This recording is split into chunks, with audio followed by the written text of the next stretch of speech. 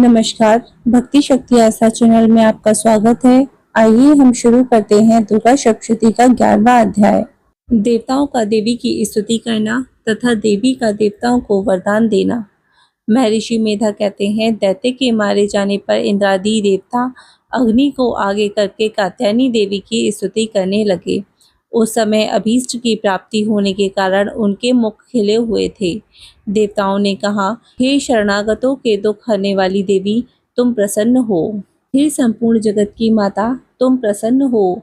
विंध्येश्वरी, तुम विश्व की रक्षा करो, क्योंकि तुम ईश्वर और अजर की ईश्वरी हो। हे देवी, संपूर्ण जगत की आधार रूप हो, क्योंकि तुम पृथ्वी रूप में भी स्थित हो और अत्यंत पराक्रम वाली देवी हो। तुम विष्णु की शक्ति हो और विश्व का बीज परम माया हो, और तुमने ही इस संपूर्ण जगत को मोहित कर रखा है। तुम्हारे प्रसन्न होने पर ही यह पृथ्वी मोक्ष को प्राप्त होती है। हे देवी, संपूर्ण विद्याएं तुम्हारे ही भिन्न भिन्न स्वरूप हैं। इस जगत में जितनी स्त्रियां हैं वह सब तुम्हारी ही मूर्तियां हैं। एकमात्र तुमने ही इस जगत को व्याप्त कर रखा है। तुम्हारी स्तुति किस प्रकार हो सकती है, क्योंकि तुम परम बुद्धि रूप हो और संपूर्ण प्राणी रूप स्वर्ग और मुक्ति देने वाली हो। अतः इस रूप में तुम्हारी स्तुति की गई है। तुम्हारी स्तुति करने के लिए इससे बढ़कर और क्या युक्तियां हो सकती हैं। संपूर्ण जनों के हृदय में बुद्धि रूप होकर निवास करने वाली, स्वर्ग तथा मोक्ष प्रदान करने वाली नारायणी देवी, तुम्हें नमस्कार है। कलाकाष्ठा आदि रूप से अवस्थाओं को परिवर्तन की ओर ले जाने वाली तथा प्राणियों का अंत करने वाली नारायणी, तुमको नमस्कार है।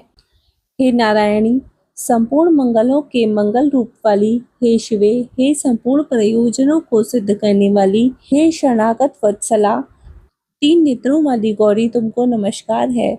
षष्ठी, स्थिति तथा संहारक की शक्तिभूता सनातनी देवी, गुणों के आधार तथा सर्व सुखमयी नारायणी, तुमको नमस्कार है। हे शरण में आए हुए शरणागतों, दीन दुखियों की रक्षा में तत्पर, संपूर्ण पीड़ाओं को हरने वाली नारायणी, तुमको नमस्कार है। हे नारायणी, तुम ब्रह्मणी का रूप धारण करके हंसों से जुते हुए विमान पर बैठती हो तथा कुश से अभिमंत्रित जल छिड़कती रहती हो। तुम्हें नमस्कार है।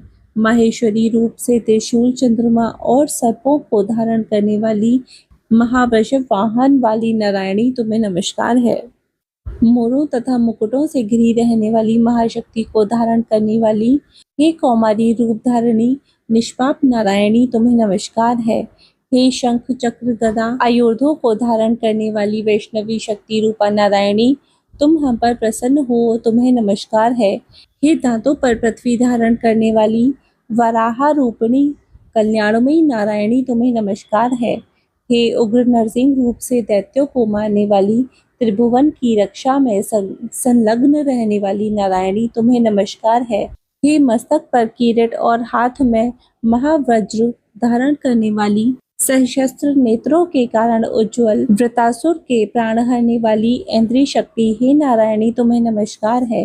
हे शिवदूती स्वरूपा से दैत्यों का महामद को नष्ट करने वाली, हे घोर रूप वाली, हे महाशब्द वाली, हे नारायणी, तुम्हें नमस्कार है। दाढ़ों के कारण विकराल मुख वाली, मुंडमाला से विभूषित, मुंड मर्दिनी चामुंडा रूपा नारायणी, तुम्हें नमस्कार है।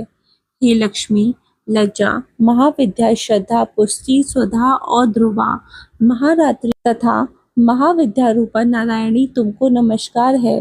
हे मेधा, सरस्वती, ऐश्वर्य रूपिणी, पार्वती, महाकाली, नित्या तथा ईश रूपिणी नारायणी, तुम्हें नमस्कार है। हे सर्वस्वरूप सर्वेश्वरी, सर्वशक्ति युक्त देवी, हमारी भय से रक्षा करो, तुम्हें नमस्कार है। हे कात्यायनी, तीनों नेत्रों से विभूषित यह तेरा सौम्य मुख सब तरह के डरों से हमारी रक्षा करें, तुम्हें नमस्कार है।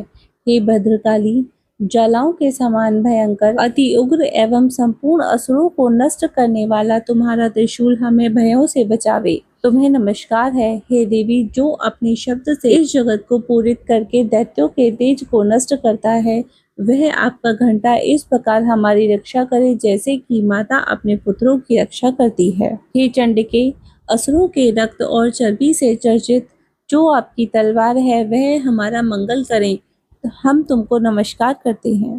हे देवी, तुम जब प्रसन्न होती हो तो संपूर्ण रोगों को नष्ट कर देती हो, और जब रुष्ट हो जाती हो तो संपूर्ण वांछित कामनाओं को नष्ट कर देती हो। और जो मनुष्य तुम्हारी शरण में जाते हैं, उन पर कभी विपत्ति नहीं आने देती, बल्कि तुम्हारी शरण में गए हुए मनुष्य दूसरों को आश्रय देने के योग्य हो जाते हैं। अनेक रूपों से बहुत प्रकार की मूर्तियों को धारण करके धर्मद्रोही असुरों का तुमने संहार किया है। वह तुम्हारे सिवा कौन कर सकता था? चतुर्दश विद्याएं, षट शास्त्र और चारों वेद तुम्हारे ही प्रकाश से प्रकाशित हैं, और तुम्हारा ही वर्णन है। और जहाँ राक्षस, विषैले सर्प, शत्रुगण हैं, और समुद्र के बीच में भी तुम साथ रहकर इस विश्व की रक्षा करती हो। हे विश्वेश्वरी, तुम विश्व का पालन करने वाली विश्व रूपा हो, इसलिए संपूर्ण जगत को धारण करती हो। इसीलिए ब्रह्मा विष्णु महेश की भी वंदनीय हो। जो भक्ति पूर्वक तुमको नमस्कार करते हैं, वह मनुष्य को आश्रय देने वाले बन जाते हैं। हे देवी, तुम प्रसन्न हो और असुरों को मारकर जिस प्रकार हमारी रक्षा की है, ऐसे ही हमारी शत्रुओं से सदा रक्षा करती रहो। संपूर्ण जगत के पाप को नष्ट कर दो, और पापों तथा उनके फलस्वरूप देने वाली महामारी आदि बड़े बड़े उपद्रवों को शीघ्र ही दूर कर दो। विश्व की पीड़ा को हरने वाली देवी, शरण में पड़े हुओं पर प्रसन्न हो। त्रिलोक निवासियों की पूजनीय परमेश्वरी, हम लोगों को वरदान दो। देवी ने कहा, हे देवताओं, मैं तुमको वर देने के लिए तैयार हूँ। आपकी जैसे इच्छा हो वैसा वर मांग लो, मैं तुमको दूंगी। देवताओं ने कहा, हे सर्वेश्वरी, त्रिलोकी के निवासियों की समस्त पीड़ाओं को तुम इस प्रकार हरती रहो, और हमारे शत्रुओं को इसी प्रकार नष्ट करती रहो। देवी ने कहा, 28वें युग में 2 और महाअसुर शुंभ और निशुंभ उत्पन्न होंगे। उस समय नंद गोप के घर से यशोदा के गर्भ में उत्पन्न होकर विंध्याचल पर्वत पर शुंभ और निशुंभ का संहार करूंगी। अत्यंत भयंकर रूप से पृथ्वी पर अवतीर्ण होकर मैं वैप्रच्युति नामक दानवों का नाश करूंगी। उन भयंकर महाअसुरों को भक्षण करते समय मेरे दांत अनार पुष्प के समान लाल होंगे। इसके पश्चात स्वर्ग में देवता और पृथ्वी पर मनुष्य मेरी स्तुति करते हुए मुझे रक्त दंतिका कहेंगे। फिर जब 100 वर्षों तक वर्षा न होगी, तो मैं ऋषियों की स्तुति करने पर आयोनिजा नामक से प्रकट होंगी, और अपने 100 नेत्रों से ऋषियों की ओर देखूंगी। अतः मनुष्य शताक्षी नाम से मेरा कीर्तन करेंगे। उसी समय मैं अपने शरीर से उत्पन्न हुए प्राणों की रक्षा करने वाले शाकों द्वारा सब प्राणियों का पालन करूंगी। तब मैं इस पृथ्वी पर शाकंभरी के नाम से विख्यात होंगी, और इसी अवतार में मैं दुर्ग नामक महाअसुर का वध करूंगी, और इससे मैं दुर्गा देवी के नाम से प्रसिद्ध होंगी। इसके पश्चात जब मैं भयानक रूप धारण करके हिमालय निवासी ऋषियों महर्षियों की रक्षा करूंगी, तब भीमा देवी के नाम से मेरी ख्याति होगी। और जब फिर आरुण नामक असुर तीनों लोगों को पीड़ित करेगा, तब मैं असंख्य भ्रमरों का रूप धारण करके उस महादैत्य का वध करूंगी। तब स्वर्ग में देवता और मृत्युलोक में मनुष्य मेरी स्तुति करते हुए मुझे ब्रह्मादि नाम से पुकारेंगे। इस प्रकार जब जब पृथ्वी राक्षसों से पीड़ित होगी, तब तब मैं अवृत होकर शत्रुओं का नाश करूंगी। जय माता दी।